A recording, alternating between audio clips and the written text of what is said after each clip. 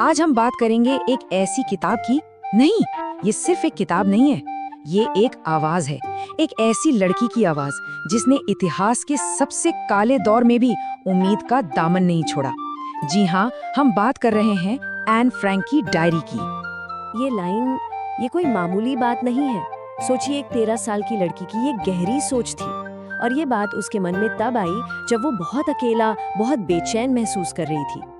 अब सवाल ये उठता है कि आखिर एक 13 साल की बच्ची को ऐसा सोचने की जरूरत क्यों पड़ी, है ना? तो चलिए, आज इस एक लाइन के पीछे जो पूरी दुनिया छिपी है ना, उसे परत दर परत खोलते हैं। तो शुरुआत करते हैं बिल्कुल शुरू से। सबसे पहले तो यही जानते हैं कि आखिर एन ने डायरी लिखना शुरू ही क्यों किया था। और मजे की बात यह है कि जब एन ने लिखना शुरू किया ना, तो उसे खुद पर ही यकीन नहीं था। उसे लगता था कि भाई, एक स्कूल जाने वाली लड़की की बातों में, उसके ख्यालों में आखिर कौन ही दिलचस्पी लेगा। अब जरा उस माहौल को समझते हैं, वो खतरनाक दौर जिसने एन की जिंदगी को सिर्फ 4 दीवारों में कैद करके रख दिया, और तब उसकी डायरी ही उसकी पूरी दुनिया बन गई। इस टाइमलाइन पर एक नजर डालते हैं। देखिए कैसे जर्मनी में नाजीवाद बढ़ता है, परिवार को हॉलैंड जाना पड़ता है, और फिर जुलाई 1942 में अचानक सब कुछ छोड़कर एक गुप्त जगह में छिप जाना पड़ता है। यही जगह, जिसे सीक्रेट एनेक्स कहते हैं, अब उनकी नई दुनिया बनने वाली थी।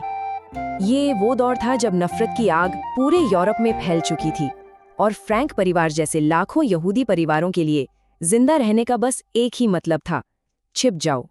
तो फिर क्या थी वो सबसे बड़ी वजह जिसने एन को लिखने पर मजबूर कर दिया? जवाब सिर्फ एक शब्द है, अकेलापन। और ये वो वाला अकेलापन था जो लोगों की भीड़ में भी महसूस होता है। एन ने खुद अपनी डायरी में लिखा, और ये शब्द सीधे दिल में लगते हैं। ये एक तरह की पुकार है, एक सच्चे दोस्त के लिए, एक ऐसे साथी के लिए जिससे वो बिना झिझक के सब कुछ कह सके। अब ऐसा नहीं था कि उसके आसपास लोग नहीं थे। प्यार करने वाले माँ बाप थे, एक बड़ी बहन थी, और करीब 30 लोग थे जिन्हें वो दोस्त कह सकती थी। लेकिन वो कनेक्शन नहीं था।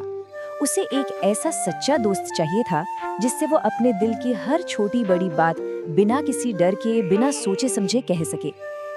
तो इस अकेलेपन को दूर करने के लिए एन ने एक फैसला किया। उसने तय किया कि उसकी डायरी ही उसकी सबसे अच्छी दोस्त होगी, और उसने इस दोस्त को एक नाम भी दिया, किटी। बस यही वो पल था जब एक बेजान डायरी एक जिंदा रिश्ते में बदल गई। अच्छा, चलिए अब डायरी का एक बड़ा ही मजेदार किस्सा सुनते हैं। इससे पता चलता है कि इतने मुश्किल हालात में भी एन का मजाकिया अंदाज, उसकी जिंदादिली कभी खत्म नहीं हुई।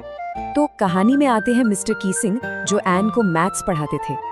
अब मिस्टर कीसिंग को एन के ज्यादा बात करने की आदत से भाई बड़ी चिढ़ थी, और बस यहीं से टीचर और स्टूडेंट के बीच एक मजेदार सी जंग शुरू हो गई। मिस्टर कीसिंग ने एन को शांत कराने का एक अनोखा तरीका निकाला, सजा में निबंध लिखवाना। पहले एक निबंध, फिर दूसरा, और जब एन फिर भी नहीं मानी तो एक और। लेकिन यहाँ एन का जवाब सुनिए। अपने पहले निबंध में उसने क्या लिखा? उसने लिखा कि बात करना तो एक ऐसा गुण है जो उसे अपनी माँ से विरासत में मिला है, और इसके बारे में ज्यादा कुछ किया नहीं जा सकता। अब ये मजेदार तर्क पढ़कर मिस्टर कीसिंग भी हंस पड़े।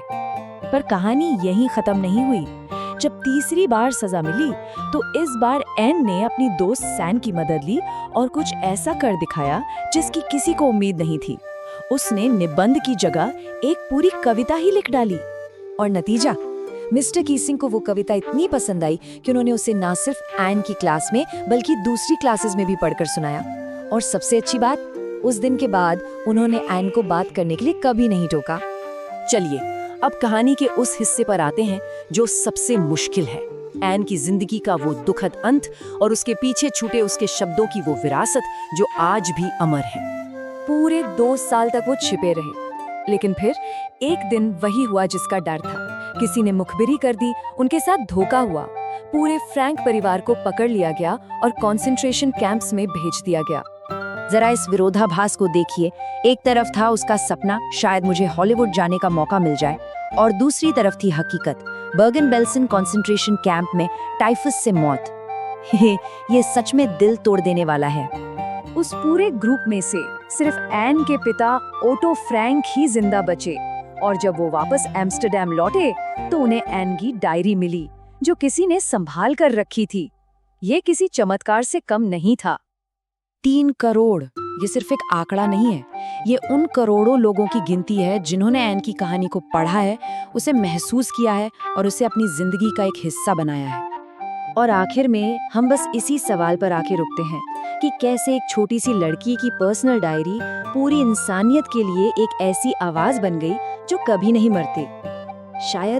शायद इसका जवाब ये है कि एन की कहानी हमें याद दिलाती है कि कितने भी अंधेरे क्यों ना हो, उम्मीद की एक छोटी सी लौ हमेशा जलती रहती है।